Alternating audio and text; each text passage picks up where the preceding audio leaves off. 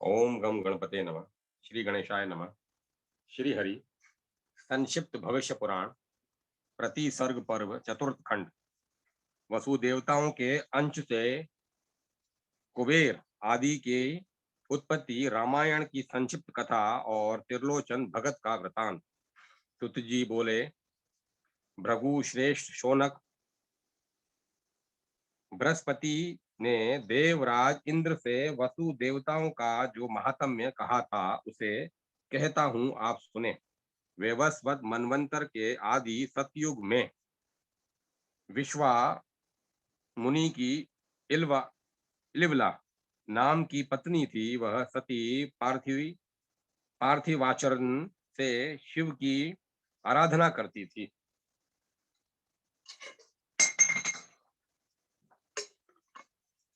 उसी समय दीक्षित कुल में उत्पन्न यक्ष शर्मा नामक एक द्विज यक्षिणी पूजन में रत था।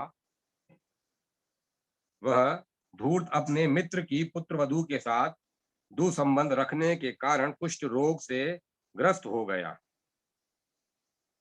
उस कुष्ठी द्विज को त्याग कर मंत्र वत्सला यक्षिणी देवी कैलाश पर शिवलोक में को चली गई।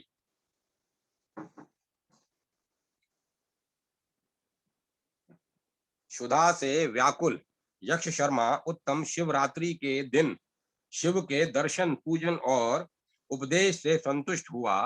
प्रातः काल होने पर उस द्विज ने पारण किया और वह कुष्ठी उसी शिव मंदिर में मर गया। उस पुण्य के प्रभाव से वह कर्णाक देश में राजा हुआ। के नाम से राज के नाम से प्रसिद्ध वह मंडलिक राजा हुआ। प्रतिदिन उस महाबली राजा ने शिवार्चन आदि मंगल कार्य ब्राह्मणों से कराए और 100 वर्ष तक पृथ्वी पर राज्य किया। राजा ने अपने श्रेष्ठ पुत्र को राज्याधिकार देकर काशी आकर भगवान शिव को संतुष्ट किया। 3 वर्ष बीतने पर ज्योतिर्लिंग से महादेव प्रकट हुए। वे शिव राजेश्वर के नाम से प्रसिद्ध हुए। भगवान शिव द्वारा पवित्र वह राजा प्राणों का परित्याग कर इलवला के गर्भ में आकर घोर अंधकार से अच्छान रात्रि की कुत्सित वेला में पुत्र के रूप में उत्पन्न हुआ। अतः वह कुबेर नाम से प्रसिद्ध हुआ। वह शुभ लक्षणों से संपन्न था। उस बालक ने तप के द्वारा परमेष्टि ब्रह्मा को प्रसन्न किया। भगवान ब्रह्मा ने स्वर्णमय रमणीय सुंदर लंकापुरी का निर्माण कराया, उसे दे दिया। लंकापुरी का निर्माण कराकर उसे दे दिया। कुबेर 3 करोड़ यक्षों का स्वामी यक्षराट के नाम से प्रसिद्ध हुआ। उसके आदेश में निवास करने वाले अनेक रूप वाले किन्नर थे। गुराकों के स्वामी स्वयं भगवान कुबेर थे। रावण को जब यह पता लगा कि लंका आरंभ से राक्षसों की पुरी रही है और कुबेर ने उस पर बलात् अधिकार जमा कर अपने सेवक यक्षों को बसाया है, तो उन्हें वहां से मार कर भगा दिया और स्वयं अपनी राजधानी बनाकर वहां का राजा हो गया। इससे दुखी हो कुबेर ने दुखनाशक शंकर की शरण ली। भगवान हर ने कुबेर के साथ सुंदर मैत्री कर ली और विश्वकर्मा ने अलका नाम की पुरी की रचना की। सज्जनों को मंगल देने वाले कुबेर ने उसे सहर्ष प्राप्त किया।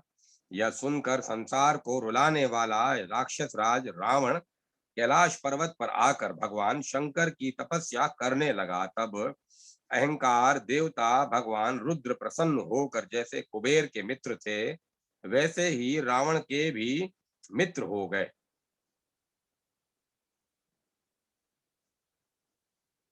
और एक एक सिर से करोड़ों सिर उत्पन्न होने का उसे वरदान दे दिया। देवादिदेव के प्रसाद से उसका शरीर वज्र हो गया। इस प्रकार वह रावण वरदान के कारण भयंकर बली और उद्दंड हो गया। उस राक्षस द्वारा संपूर्ण विश्व दुख से संतप्त हो गया। यज्ञ के अभाव में सभी देवता प्राणी भूखे रहने लगे। ब्रह्मा को आगे कर क्षीर सागर में जाकर दुखी सभी देवगण ने एकत्र हो परमेश्वर को स्तुतियों से संतुष्ट किया। तब सगुण निर्गुण हरि ने प्रसन्न होकर देवताओं से कहा, देवगणों, मेरी आज्ञा से आप लोग सनातनी विष्णु माया की शरण में जाकर जगत के कल्याण के लिए प्रार्थना करें। यह सुनकर देवताओं ने परा प्रकृति को स्तुतियों से संतुष्ट किया। ब्रह्म ज्योतिर्मयी शिवा देवी ने प्रसन्न होकर अपने शरीर को दो रूपों में विभक्त किया और सीता राम के रूप में पृथ्वी पर आई। परा प्रकृति सीता मंगलदायिनी हुई, जगत कारण भूता वे सीता भूमि से उत्पन्न हुई। अनियोज्या होने पर भी वे सबकी माता है। सहस्त्र राम नाम के जप के समान सीता के एक बार नाम लेने का फल जानना चाहिए। परात्पर भगवान राम ने रावण आदि राक्षसों को मारा तथा अपनी पवित्र कीर्ति को लोक में प्रतिष्ठित कर पुष्पक विमान कुबेर को समर्पित कर दिया। 11,000 वर्ष तक राज कर वे परम धाम को चले गए।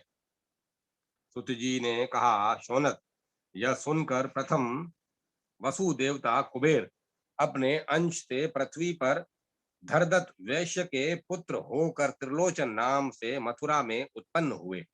सभी द्रव्यों को हर्ष पूर्वक तीर्थों में खर्च कर काशीपुरी में आकर वैष्णव रामानंद को नमस्कार कर त्रिलोचन उनके शिष्य हो गए। गुरु की आज्ञा से वे पुनः अपने घर पर आकर राम भक्ति परायण होकर साधु सेवा में तत्पर हो गए। भगवान राम उनके घर में सभी अभिष्ट फल को देने वाले दास के रूप में 13 मास तक स्थित रहे। वे उनके घर में मणि रत्न विविध वस्त्र विविध व्यंजन देते थे, जिसे भक्त त्रिलोचन स्वयं ब्राह्मणों वैष्णवों और यतियों को भी सभी मनोवांछित वस्तु प्रदान करते थे। भगवान श्री राम ने त्रिलोचन से कहा, वत्स, मैं राम हूँ, दास नहीं। मैंने तुम्हारी भक्ति से प्रसन्न होकर तुम्हारे घर में दास के रूप में निवास किया है। हे वैश्य, आज से मैं तुम्हारे हृदय में निवास करूंगा। यह कहकर वे अंतर्हित हो गए। यह सुनकर वह वैश्य बहुत प्रसन्न हुआ। उसने स्त्री पुत्र सभी का परित्याग कर दिया और वह परम वैराग्य के कारण श्री राम के ध्यान में तत्पर रहकर सरयू तट पर निवास करने लगा। रामानंद जी की शिष्य परंपरा के भक्तों त्रिलोचन वैश्य नामदेव रंकण यंकण राका बाका कबीर नरसिंह मेहता तथा सधन कसाई आदि का उदात चरित्र एवं आचार्यों के महनीय चरित्र गीता प्रेस में से प्रकाशित भक्ति चरितार्थ में विस्तार से दिए गए हैं। उससे भी आप लाभ उठाना चाहिए। रामानंद जी के शिष्य नामदेव भक्त रंकण राका और यंकणा बांका का चरित्र, वरुण देव और पारंबा की महिमा। देवगुरु बृहस्पति ने कहा, देवेंद्र, संसार में जो जल को एक जगह से दूसरी जगह पहुंचाता है वही अपाव कहलाता है। उसी का दूसरा नाम वरुण है। वे जलों तथा समुद्रों के अधिपति हैं। दैत्यों के बंधन के लिए ब्रह्मा ने उन्हें पाश प्रदान किया। पाश प्राप्त होने पर महात्मा वरुण का नाम पाशी हो गया। वे वरुण पहले शक्ति के पूजक एक ब्राह्मण थे और उनका नाम था अपव। वे भद्रकाली के प्रिय भक्त थे, प्रतिदिन उनके पूजन में तत्पर रहते थे। अनेक प्रकार के रत्न पुष्पों की मालाओं को बनाकर रक्त चंदन से संयुक्त कर मंत्रों द्वारा भद्रकाली को समर्पित करते हुए नवार्ण जप में तत्पर हो धूप दीप नैवेद्य तांबुल, ऋतु फल आदि से सनातनी महालक्ष्मी भद्रकाली की पूजा करते हुए रहे थे। तिल, शकरा युक्त मधु से हवन भी करते थे। वे दुर्गा सप्तशती के मध्यम चरित्र का पाठ कर नवाण मंत्र जप में तत्पर हो 3 वर्ष तक पूजा में संलग्न रहे। अनंतर सर्वमंगला भगवती देवी प्रसन्न हुई और बोली, द्विजोत्तम, तुम वर मांगो। देवी के इस प्रिय वचन को सुनकर नम्रदी द्विज अपावने अपावने उन्हें दंडवत प्रणाम कर उन भद्रकाली सनातनी देवी की अनेक प्रकार से स्तुति की। फिर देवी भद्रकाली ने प्रसन्न होकर अपाव से कहा, द्विज, प्रलय के आने तथा स्थावर जगम के विनिष्ट हो जाने पर एकारण में मेरी कृपा से तुम सुखी होगे। यह कहकर वे देवी अंतर्लीन हो गई और वे ब्राह्मण वरुण देव के रूप में विशेष समार्द्रत हुए। सुत जी बोले, मुने, देव गुरु के इन वाक्यों को सुनकर द्वितीय वसु भगवान वरुण ने अपने मुख से पृथ्वी पर एक तेज उत्पन्न किया। वह तेज दहली में धर्म भक्त के घर उत्पन्न हुआ। उसकी विधवा कन्या ने हरि के उस तेज को धारण किया। यह जानकर धर्म भक्त पुत्र की उत्पत्ति से अत्यंत प्रसन्न हुआ। उसका नाम नामदेव हुआ। वह सांख्य योग परायण था। चराचर संपूर्ण ब्रह्मांड विष्णु में है। यह जानकर और देख कर वे काशी में हरि प्रिय रामानंद के पास आए और उनकी शिष्यता ग्रहण कर वहीं निवास किए। उस समय मल्लेशपति सिकंदर का दिल्ली में राज्य था। उसने नामदेव को बुलाकर और भली भांति उनकी परीक्षा कर प्रसन्न हो 50 लाख मुद्राएं दी। नामदेव ने उस द्रव्य से काशी में श्रेष्ठ शुभ्र शिला में घाट का निर्माण कराया और अपने योग बल से मरे हुए 10 ब्राह्मणों, 5 राजाओं, 5 वैश्यों तथा 100 गौओं को पुनः जीवित किया। देवगुरु बृहस्पति ने कहा, देवेंद्र, पूर्व काल में विश्वानर नाम का एक ब्राह्मण था। उसके पुत्र नहीं था। पुत्र की प्राप्ति के लिए उसने आराधना द्वारा ब्रह्मा को संतुष्ट किया। 1 वर्ष में ही भगवान परमेष्टि पितामह ने संतुष्ट होकर वर मांगने को कहा। इस पर उसने कहा, भगवान, आपको नमस्कार है। प्रकृति से भी जो परे है वह मेरा मित्र हो।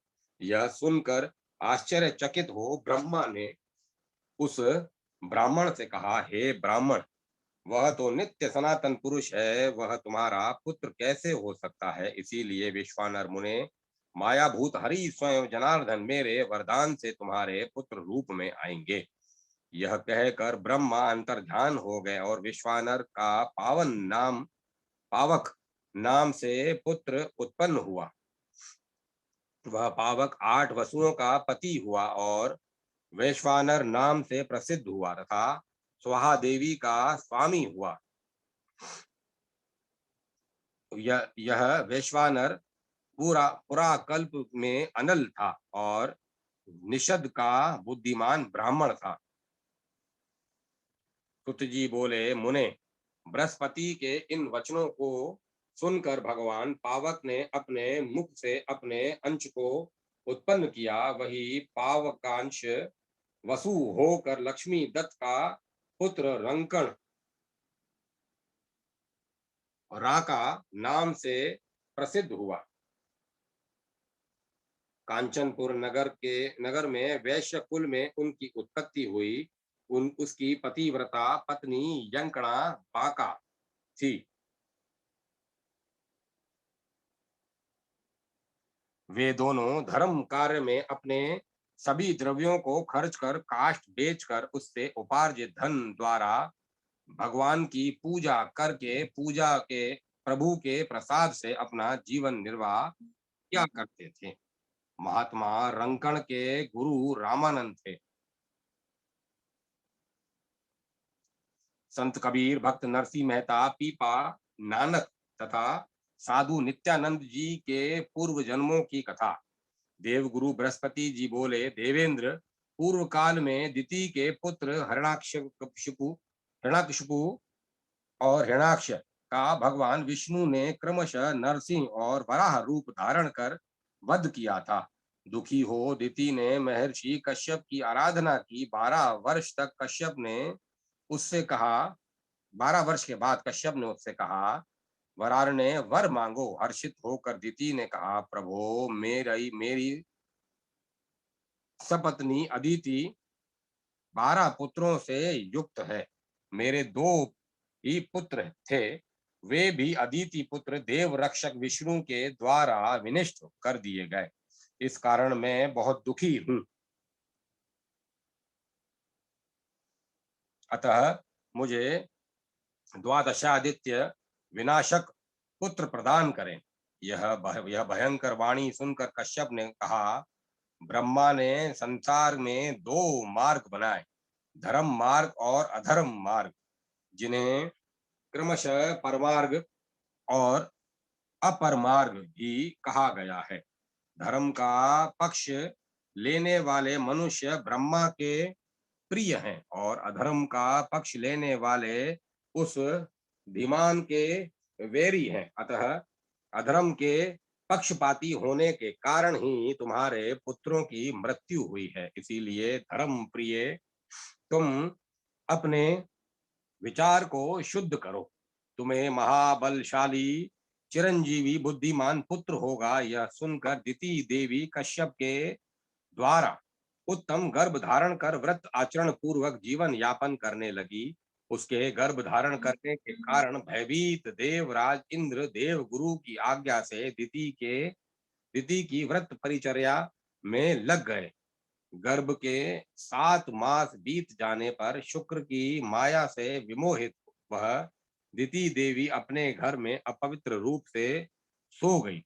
उसी समय अंगुष्ठ मात्र का रूप बनाकर वज्र के साथ भगवान महेंद्र ने दिति के उदर में प्रविष्ट किया। उस गर्भ के पहले 7, फिर एक एक के 7 7 खंड खंड कर डाले।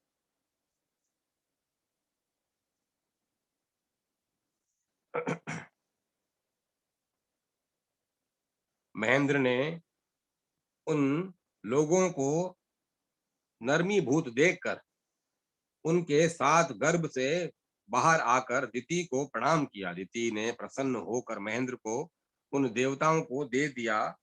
इस प्रकार वे 49 मरुदगण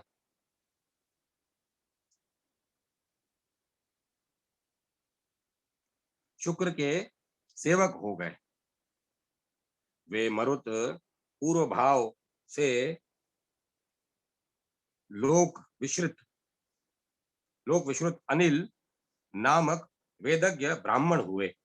उस विप्र ने पावक को स्तुतियों द्वारा संतुष्ट किया। वह अपने सिर को काट काट कर अग्नि को चढ़ाता था और पुनः उसका सिर उत्पन्न हो जाता था। इस प्रकार आराधना करने पर धनंजय देव प्रसन्न हुए और बोले कि तुम 49 मरुदगणों के रूप में हो जाओगे।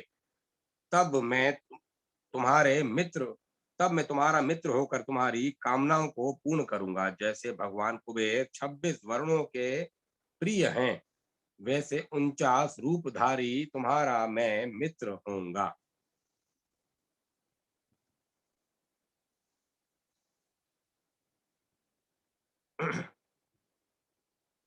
इस प्रकार दिति के उदर से में पावक के प्रिय मित्र के रूप में वायु नाम से उत्पन्न हुए।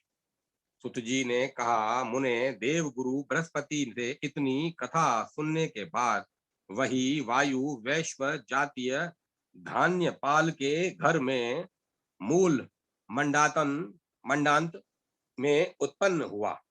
पिता और माता ने काशी के विंध्य वन में उसे छोड़ दिया। वहां पर एक निसंतान अलिक नाम का वस्त्र निर्माता जुलाहा व्यक्ति आया और उस बालक को लेकर अपने घर आ गया। वह सुंदर मुख वाला बालक कबीर नाम से प्रसिद्ध हुआ। वह गोदुग्ध पान करने वाले उस बालक ने 7 वर्ष की अवस्था में रामानंद को गुरु माना और वह भगवान श्री राम के ध्यान में परायण हो गया। वह अपने हाथ से भोजन निर्माण कर भगवान विष्णु को समर्पित करता था। उसका प्रिय करने के लिए भगवान साक्षात उसकी इच्छाएं पूरी करने लगे। देवगुरु बृहस्पति जी द्वारा बोले, देवेंद्र, प्राचीन काल में उत्तानपाद नाम के एक क्षत्रिय राजा थे। उनका पुत्र ध्रुव नाम से विख्यात हुआ। पिता माता से परित्याग परि परित्य परित्यक्त उस 5 वर्ष के बालक ध्रुव ने देव ऋषि नारद के उपदेश से गोवर्धन पर्वत पर आकर महान व्रत धारण कर 6 महीने तक भगवान का ध्यान किया। भगवान विष्णु ने प्रसन्न होकर आकाश मंडल में उसे नभों में स्थान दिया। उस ध्रुव पूर्व भव में माधव नामक एक ब्राह्मण था। 60 वर्षों तक उसने प्रातः काल तीर्थों में स्नान किया था। तीर्थ सेवन के पुण्य प्रताप से वह भगवान माधव का प्रिय बन गया। उस माधव भगवान की तपस्या फल से अगले जन्म में सुनीति के गर्भ से ध्रुव रूप में उत्पन्न हुआ। 36 वर्ष तक राज्य कर ध्रुव नभो मंडल में स्थित हो गया। सुत जी ने कहा, मुने, बृहस्पति की बात सुनकर 5वां वसु वह ध्रुव अपने अंश से गुजरात प्रांत में भक्त नरसिंह मेहता के रूप में उत्पन्न हुआ। भगवान शंकर के अनुग्रह से उन्होंने वृंदावन में भगवान की दिव्य रास लीलाओं का दर्शन किया था। उनके पुत्री पुत्र के विवाह के समय भक्तवत्सल भगवान श्री कृष्ण यादवों के साथ आए और उनकी इच्छाओं को पूरा किया। परम वैष्णव भक्तराट नरश्री काशीपुरी में आकर रामानंद के शिष्य हो गए। ब्रह्मा बृहस्पति जी बोले, देवेंद्र, किसी समय गंगा के तट पर पतिव्रता अनसुईया के साथ भगवान अत्रि आकर ध्यान में समाधिस्थ हो गए। वहां ब्रह्मा विष्णु और महेश ने आकर कहा, वर मांगो। अत्रि मुनि परमात्मा के ध्यान में लीन थे, अतः कुछ भी नहीं बोले। वे तीनों उनके भाव को समझकर उनकी पत्नी अनसुईया देवी के पास गए। पतिव्रता ने देवों के अन्यथा भाव को समझकर पुत्र रूप होने का शाप दे दिया। फलतः अत्रि के पुत्र रूप में ब्रह्मा, चंद्रमा, शंकर, दुर्वासा और विष्णु दत्तात्रेय के रूप में पालक हो गए। बाद में ये ही क्रमशः अर्थात चंद्रमा सोम नामक छठे वसु, रुद्रांश दुर्वासा 7वें, प्रत्युष नामक वसु और विष्णु अंश दत्तात्रेय प्रभास नामक 8वें वसु हुए। सुत जी ने कहा, मुने, बृहस्पति की यह बात सुनकर वे तीनों वसु कली के शुद्धि के लिए अपने अंश से पृथ्वी पर अवतीर्ण हुए। छठे वसु अर्थात भगवान अत्रि पुत्र सोम दक्षिण में वैश्य वंश में राजा सुदेव के घर पीपा नामक पुत्र हुए। जैसे राजा ने उस नगर में राज्य किया था, वैसे ही उन्होंने भी राज्य किया और वे रामानंद के शिष्य हो द्वारका में चले आए। भगवान कृष्ण द्वारा प्रेत तत्व विनाशिनी स्वर्णमयी हरि की मुद्रा को प्राप्त कर उसे अपने वैष्णवों को प्रदान कर दिया। अत्रि पुत्र रुद्र के अंश सप्तम वसु अर्थात प्रत्युष पांचाल देश में वैश्य जाति में मार्गपाल के पुत्र हो नानक नाम से प्रसिद्ध हुए। रामानंद के पास आकर नानक उनके शिष्य हो गए। उन्होंने मलेच्छों को वश में करके सूक्ष्म मार्ग दिखाया।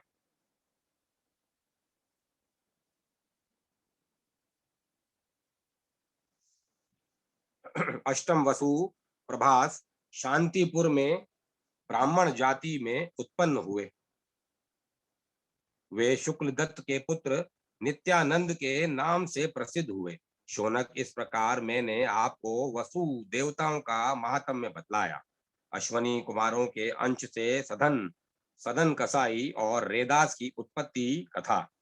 सुत जी ने कहा, मुने, देवगुरु बृहस्पति के प्रयाग में समागत महेंद्र आदि देवताओं से द्वादशातियों द्वादशादित्यों, रुद्रों तथा अष्टवसु देवताओं का महात्म्य बतलाया और फिर वे अश्वनी कुमारों की ओर देखकर उनकी गाथा का इस प्रकार वर्णन करने लगे।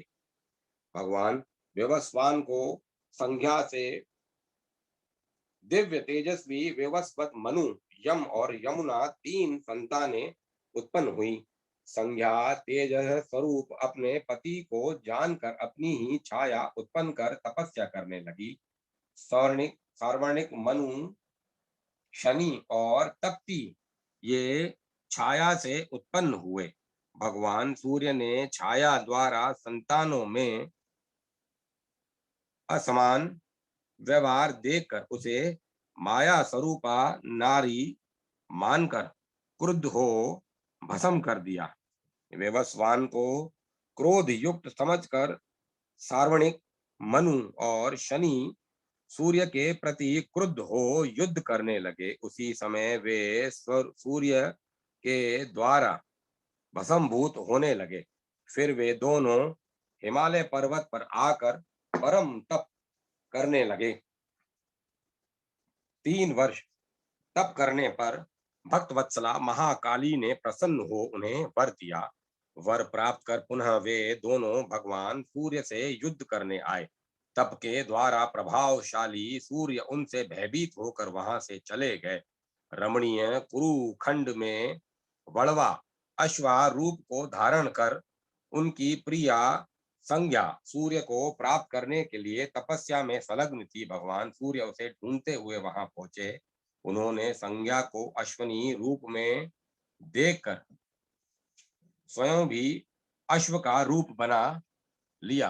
5 वर्ष तक सूर्य अश्व रूप में वड़वा संज्ञा के साथ रहे। तदंतर वड़वा से पराक्रमी एवं दिव्य स्वरूप वाले 2 पुत्र अश्वनी कुमार उत्पन्न हुए। वे पिता के दुख को देखकर सूर्य मंडल में स्थित हो गए। वड़वा पुत्र अश्वनी सार्वणिक और शनि को जीतकर उनको बांध करके पिताजी के पास ले आए।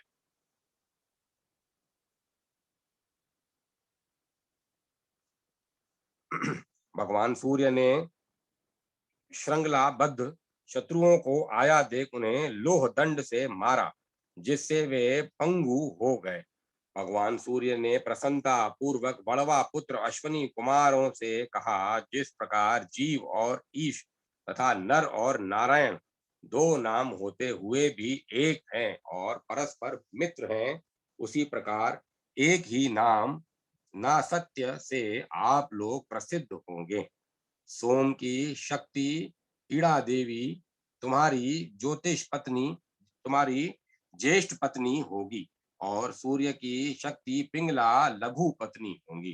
तुम दोनों में से एक ईड़ापति होगा और दूसरा पिंगला पति होगा।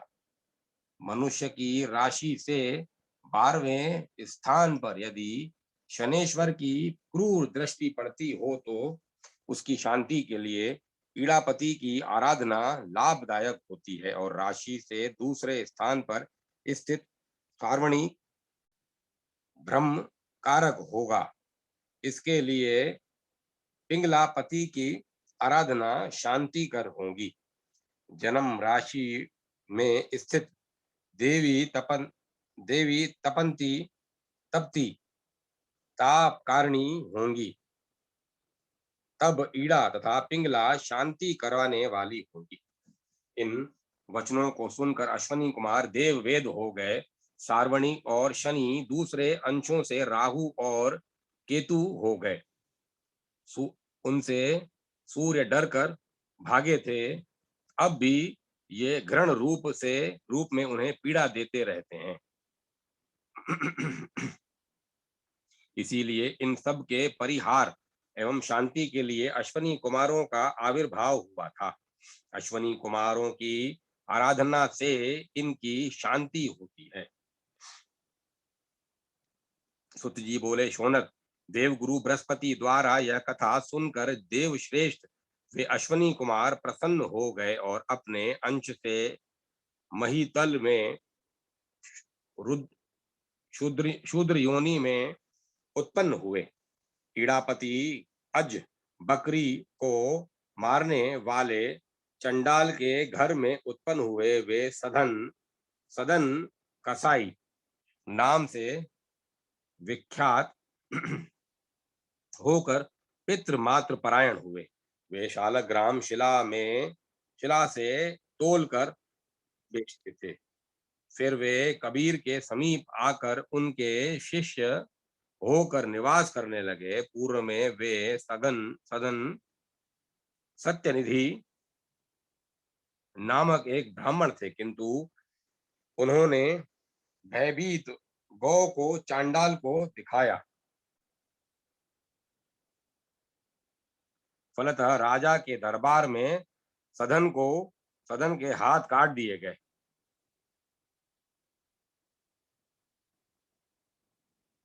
पिंगलापति चर्मकार के घर उत्पन्न हुए।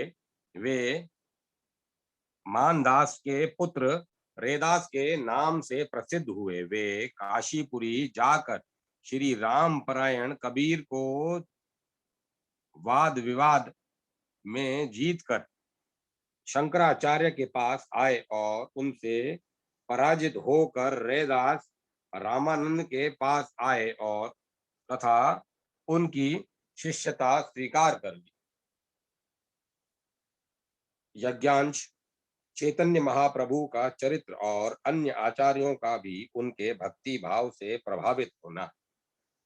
सुत जी ने कहा, मुने, इस प्रकार देवगुरु बृहस्पति देवताओं के उत्तम महात्म्य को कहकर अपने मुख से अपना अंश उत्पन्न कर ब्रह्म योनि में आविर्भूत हुए। इष्ट का नगरी में वे गुरु दत्त के पुत्र हुए। उनका नाम रोपण हुआ। वे ब्रह्म मार्ग प्रदर्शक थे। उन्होंने सुत से गुथी गई माला धारण करना, जल निर्मित तिलक लगाना और वसुदेव के मंत्र का जप करना आदि का जन जन में प्रचार किया। वे कृष्ण चैतन्य के पास आए और उनकी आज्ञा से उनका कंबल ग्रहण कर अपनी नगरी में आकर कृष्ण के ध्यान में रत हो गए। हे मुने, अब आप भगवान विष्णु का चरित्र सुने, जिस चरित्र से के सुनने से घोर कलयुग में भी भय नहीं होता।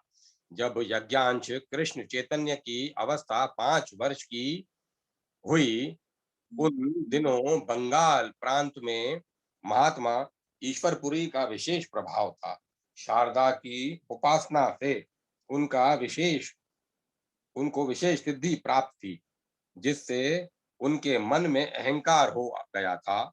एक बार वे घूमते फिरते शांतिपुर में आए और गंगा के तट पर रमणीय दिव्य सतव की रचना कर उसका पाठ करने लगे। उसी समय उधर से चैतन्य महाप्रभु आ गए और उन्होंने स्तुति करते हुए महात्मा ईश्वरपुरी से कहा, महात्मन, आपकी रचना कुछ दोष युक्त प्रतीत होती है। यह सुनकर वे विद्वान ईश्वरपुरी आश्चर्यचकित हो गए। सर्वमंगला शारदा ने अपने आत्मीय जन ईश्वरपुरी को लज्जित देखकर हंसते हुए कहा, यह साक्षात यज्ञांश हरि कृष्ण चैतन्य हैं। यह सुनकर ईश्वरपुरी उनके शिष्य होकर कृष्ण मंत्र के उपासक बन गए। वे वैष्णवों में श्रेष्ठ हुए और कृष्ण चैतन्य के सेवक हो गए। मुने श्रीधर नामक एक शिव पूजक ब्राह्मण थे।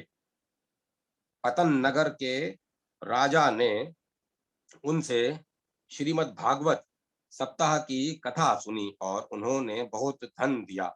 श्रीधर धन लेकर राजा के यहाँ से चलकर अपने ससुराल आए। वहां 1 मास तक निवास करके स्त्री के साथ पुनः घर की ओर चल पड़े। उनके साथ साथ 7 चोर मैत्री के विश्वास के लिए भगवान राम की शपथ लेकर किंतु बुरी नीयत से चलने लगे। उन चोरों ने रास्ते में एक वन मिलने पर उसके अंतिम छोर पर श्रीधर को मार डाला और उनकी पत्नी एवं धन सहित बैलगाड़ी को लेकर भागने लगे। उनकी पत्नी बार बार पीछे देखने लगी। चोरों ने कहा कि अब उधर क्यों देख रही हो, तुम्हारा पति तो मर गया है। इस पर विप्र पत्नी ने कहा कि मैं उन भगवान राम को देख रही हूं जिनकी तुम लोगों ने शपथ ली थी। इस पर सच्चिदानंद विग्रह भगवान श्री राम प्रकट हो गए और उन्होंने उन 7 चोरों को मार डाला तथा उस ब्राह्मण को जीवित कर वृंदावन में भेज दिया। उस दिन से वे ब्राह्मण श्रीधर वैष्णव हो गए। यज्ञान श्री कृष्ण चैतन्य के 7वें वर्ष में उन्होंने शांतिपुरी में चैतन्य देव के पास जाकर ब्रह्म ज्ञान को प्राप्त किया और उनके शिष्य हो गए। फिर उन्होंने श्रीमद् भागवत की टीका की। सुत जी ने पुनः कहा, शौनक, काशी में शंकर की पूजा में तत्पर राम शर्मा नामक एक विद्वान ब्राह्मण रहते थे।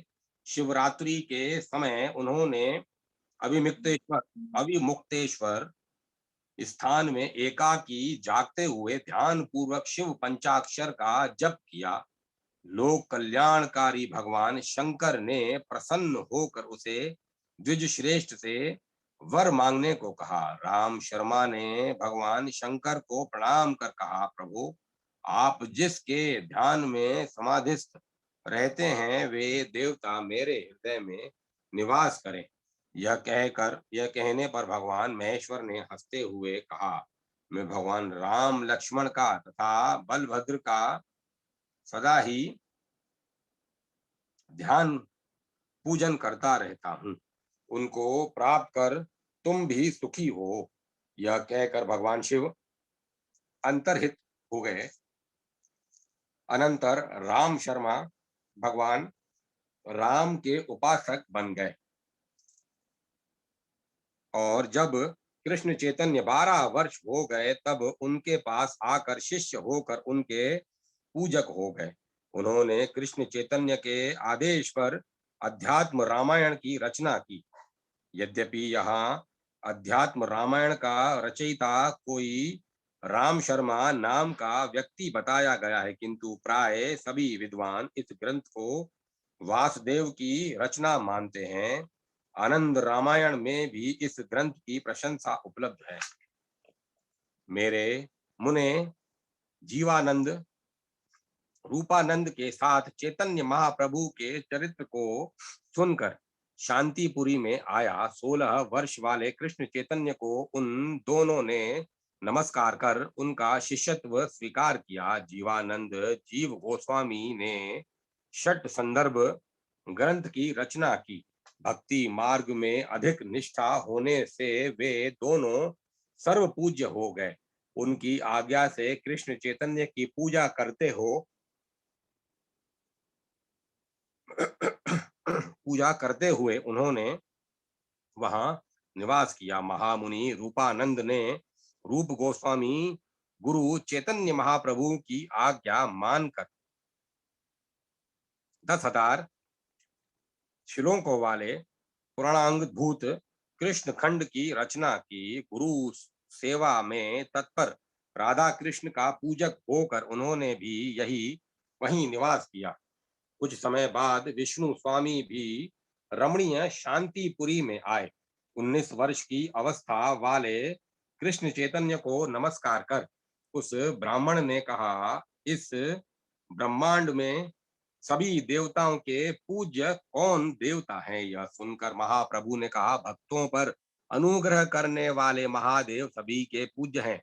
विष्णु, रुद्र, ब्रह्मा आदि देवता भी सदा उनकी पूजा करते हैं। जो विष्णु भक्त शंकरार्चन में तत्पर रहते हैं, वे शिव के प्रसाद से उत्तम वैष्णवी भक्ति प्राप्त करते हैं। वैष्णव पुरुष होकर जो लोक कल्याणकारी शंकर की पूजा नहीं करता, वह सच्चा वैष्णव नहीं है। यह सुनकर विष्णु स्वामी भी उनके गुणों से आकृष्ट हो उनके शिष्य हो गए और कृष्ण मंत्र की उपासना करते हुए वे शिव की आराधना में तत्पर हो गए एवं उनकी आज्ञा से उन्होंने वैष्णवी संहिता का वर्णन किया। सुत जी ने पुनः कहा, मुने, कृष्ण परायण माधवाचार्य भी महाप्रभु की विशेषताओं को जानकर रमणीय शांतिपुरी में आए और उन्होंने नमस्कार कर शिष्य होकर उनकी आराधना में तत्पर हो गए। भक्तों सहित चैतन्य महाप्रभु की जगन्नाथपुरी यात्रा एवं साक्षात भगवान से वार्तालाप। सुत जी बोले, शौनक, शिव भक्ति परायण शुद्धात्मा भटोजी दीक्षित ने श्री महाप्रभु कृष्ण चैतन्य के पास आकर उनको नमस्कार कर उनका शिष्यत्व स्वीकार किया और उन्होंने वेद के तृतीय अंग व्याकरण, जो पाणिनि से निर्मित हो चुका था, उसकी प्रक्रियात्मक व्याख्या की और फिर उनकी आज्ञा से सिद्धांत कौमुदी का निर्माण कर वहीं निवास किया। सूर्य परायण वराह मिहिर नाम के विद्वान महाप्रभु चैतन्य की 22 वर्ष की अवस्था में उनके समीप आए और उनके शिष्य हो गए।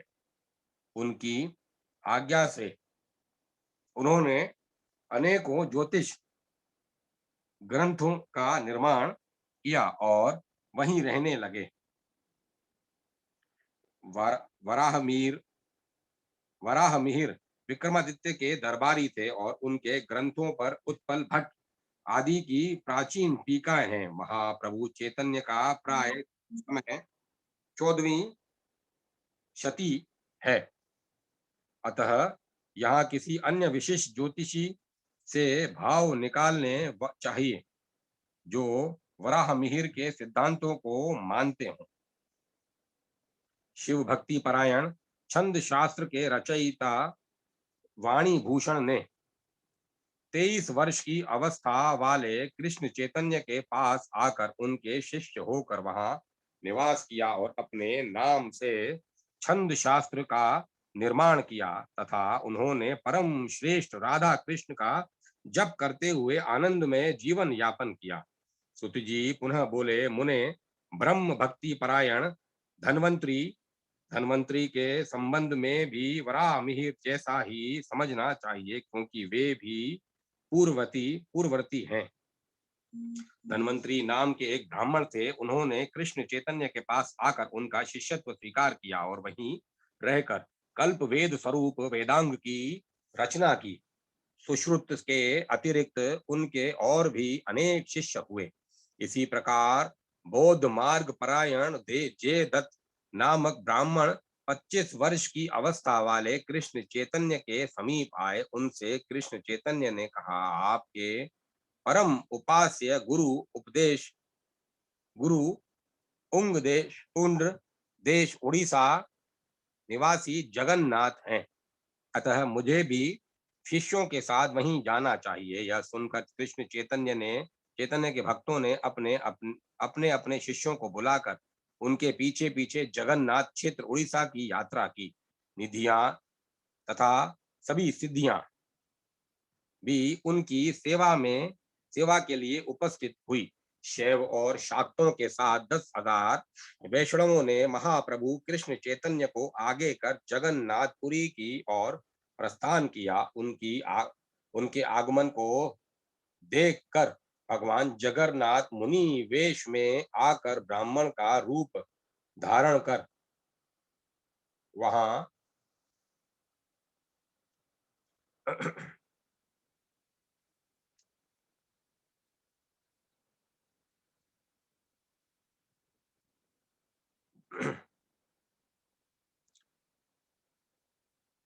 धारण कर जहां महाप्रभु आदि थे वहां आए। कृष्ण चैतन्य ने उनको देखकर नमस्कार कर कहा, इस भयानक कलयुग में आप किस मत को उचित समझते हैं? मुझे कृपा पूर्वक बताए, मैं उसे तत्वतः सुनना चाहता हूँ। यह सुनकर स्वयं जगन्नाथ भगवान ने लोक कल्याण के लिए इस प्रकार कहा, कश्यप से शासित मिस्र देश में उत्पन्न मलेच्छों से सुसंस्कृत हो ब्राह्मण वर्ण को प्राप्त किया है। उन्होंने शिखा सूत्र धारण कर उत्तम श्रेष्ठ वेद का अध्ययन कर देवादिदेव शचीपति की यज्ञों द्वारा पूजा की है। इससे दुखी हो भगवान इंद्र द्वीप मेरी शरण में आए और देवताओं के मंगल के लिए उन्होंने स्तुति द्वारा मेरे उद्भुत किया। तब मैंने संसार के कल्याण के लिए कलयुग में अविर्ण होने का वर प्रदान किया और इंद्रादि को भी द्वादश आदित्य के रूप में पृथ्वी पर अवतरित होने के लिए कहा। मैं सिंधु तट में संसार की हित कामना से दारू पाषाण रूप में अवतीर्ण हुआ हूँ। स्वर्ग लोक से आए हुए इंद्रधुमन नामक राजा द्वारा रचित मंदिर में मैं प्रतिष्ठित होऊंगा। महाप्रभु चैतन्य यहाँ से के प्रसाद की महिमा बतलाएंगे।